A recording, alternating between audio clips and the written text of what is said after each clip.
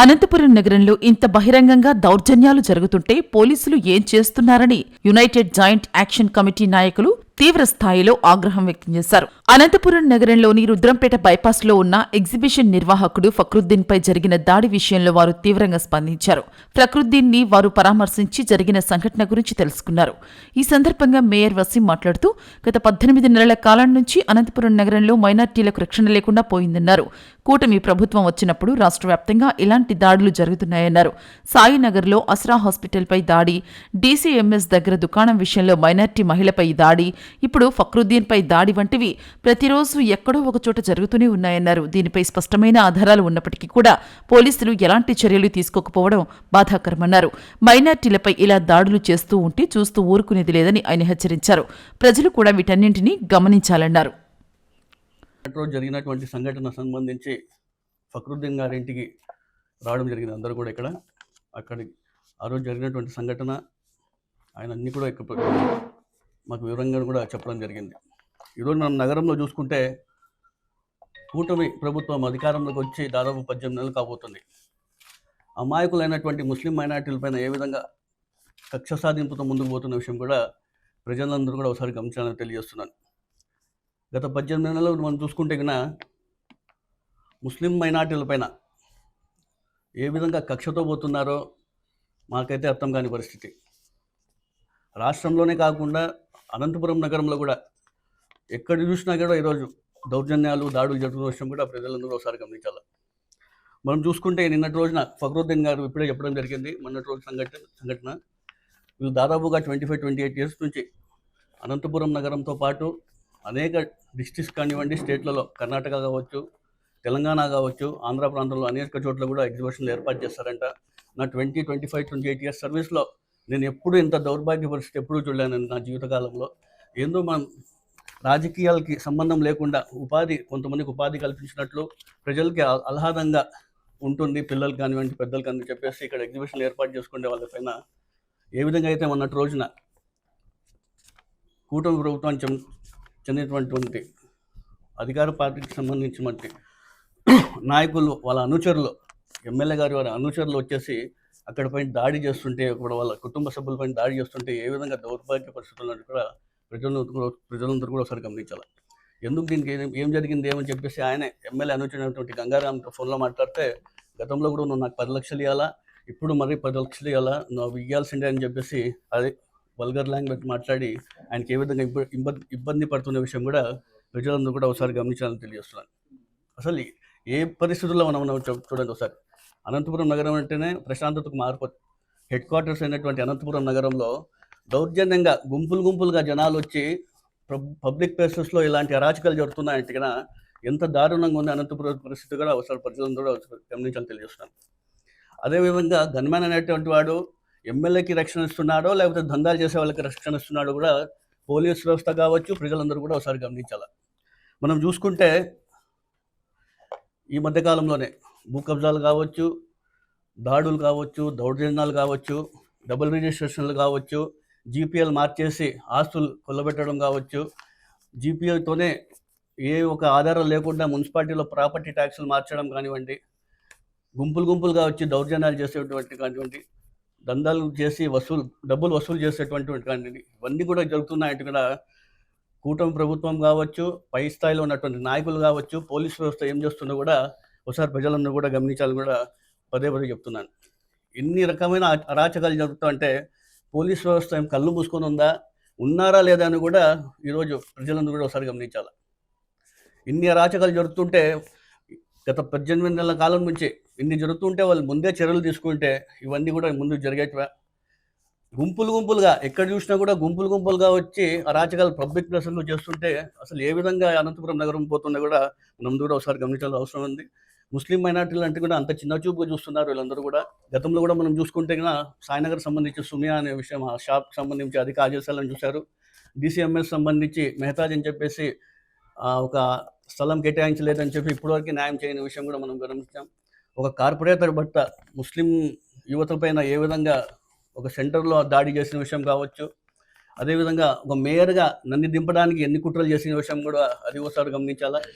మొన్నటి రోజు చూసుకుంటే ఫక్రుద్దీన్ గారి మీద ఈ ముస్లిం మైనారిటీ అంత చిన్న చూపు అయిపోయిందా మీకు? ముస్లింలు ఇక్కడ జీవించకూడదా?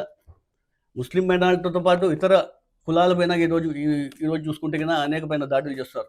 మొన్నటి రోజు మనం చూసుకుంటే కన్నా కూటమి ప్రభుత్వానికి సంబంధించిన లింగాయత్ చైర్మన్ స్వప్న గారికి సంబంధించిన వాళ్ళ కుటుంబ సభ్యులకు సంబంధించిన ఒక స్థలానికి సంబంధించి కూడా అక్రమంగా ఎమ్మెల్యే వాళ్ళ అనుచరుడు గంగారాం అని చెప్పి స్వప్న గారే పోలీసులకు ఫిర్యాదు చేసినారంటే ఎంత దౌర్భాగ్య పరిస్థితుల్లో మనం అందరం కూడా ఒకసారి గమనించాలి.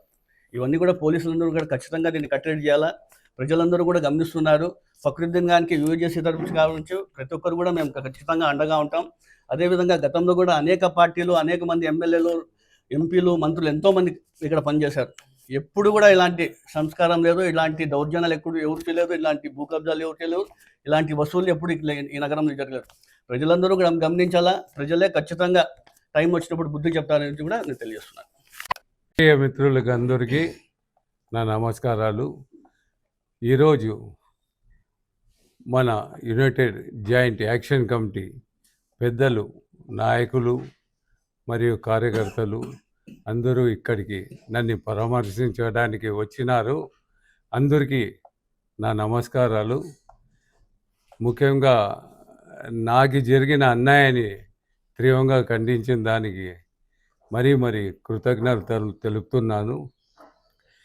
రోజు ఎగ్జిబిషన్ అంటే ఇది పేకాట కాదు, సంఘ విద్రోహ ఇవి కాదు.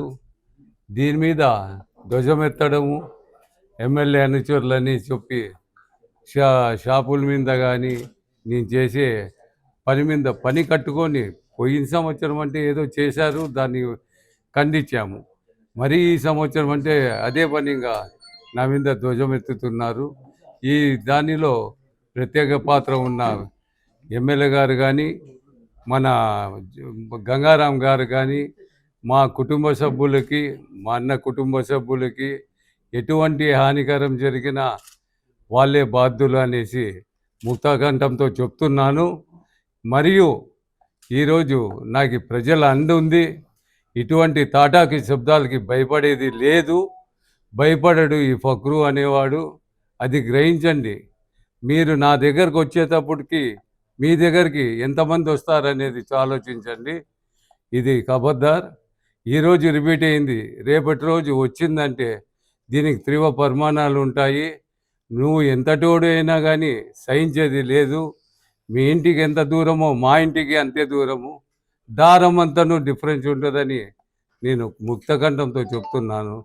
ఇదే నేను చెప్తూ సెలవు తీసుకున్నాను. ఎగ్జిబిషన్ ఫక్రుద్దీన్ వారి ఇంటికి వచ్చి ఇవాళ పరామర్శించడం జరిగింది యునైటెడ్ జాయింట్ యాక్షన్ కమిటీ తరఫున.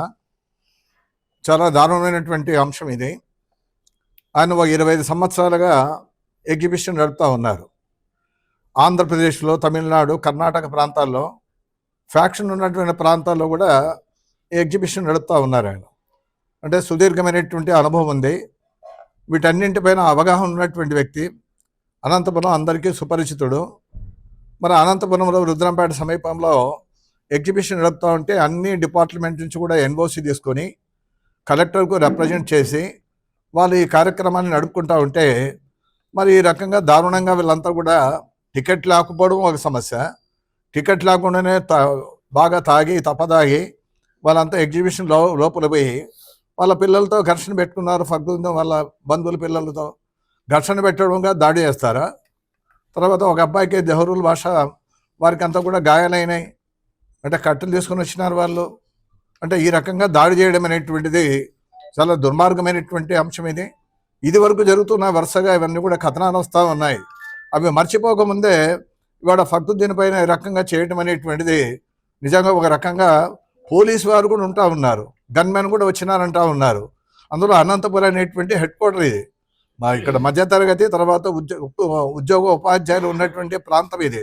అంటే పీస్ఫుల్గా ఉన్నటువంటి ప్రాంతంలో వాళ్ళ పేరు పెట్టి అంతా చెప్తా ఉంటే మేము ఎమ్మెల్యే మనుషులమని. అదేవిధంగా అదే గంగారాంతో మాట్లాడాల్సిన అవసరం ఏముంటుంది?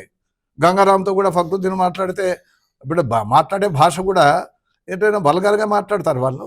అంటే ఎగ్జిబిషన్ నడుపుకోవడానికి ఎమ్మెల్యే పర్మిషన్ కావాలా, లేదంటే గంగారాం పర్మిషన్ కావాలా? దీనికంతా కూడా అఫీషియల్గా ఎవరైతే ఉంటారో వారి ద్వారా పర్మిషన్ తీసుకుంటారు.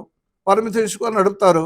ఈ దౌర్జన్యంగా లాస్ట్ ఇయర్ కూడా ఇట్లా చేసినావు, 10 lakhs ఇవ్వాలి, ఈ మా సంవత్సరం కూడా 10 లక్షలు అంటే 20 లక్షల రూపాయలు ఇవ్వని చెప్పి బ్లాక్మెయిల్ చేసి డిమాండ్ చేస్తారా? దీనికే నా ప్రజలందరూ కూడా ఓట్లేసి గెలిపించిండేది. అందుకే దీన్ని తీవ్రంగా యునైటెడ్ జాయింట్ యాక్షన్ కమిటీ తరఫున తీవ్రంగా ఖండిస్తా ఉన్నాం.